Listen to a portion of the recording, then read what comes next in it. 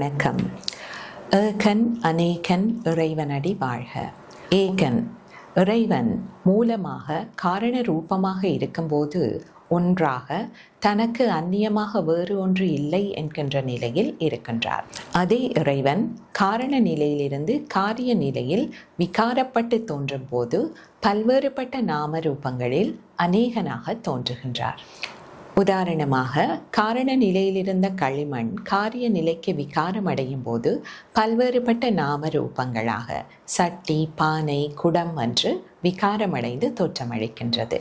இதுவே சக்தியை முதன்மைப்படுத்துகின்ற சாக்தத்தில் ஏகாக்கினி பூமரூபா அன்னை பராசக்தி ஒன்றாக இருக்கின்ற அதேவேளை பூமரூபா பல்வேறு நாம ரூபங்களாகவும் தோற்றமளிக்கின்றார் என்று லலிதா சஹஸ்ரநாமத்தில் குறிப்பிடப்பட்டிருக்கின்றது.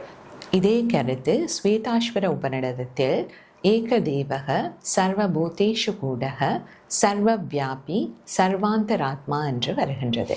அதாவது ஏகதேவக இறைவன் ஒருவர், சர்வபூதேஷு கூடக எல்லா ஜீவராசிகளிலும் அவரே ஒழிந்திருக்கின்றார், சர்வவியாபி எங்கும் அவர் வியாபித்திருக்கின்றார், சர்வாந்தராத்மா அனைத்து ஜீவராசிகளிலும் அந்தராத்மாவாகவும் அவரே இருக்கின்றார் என்று குறிப்பிடப்பட்டிருக்கின்றது.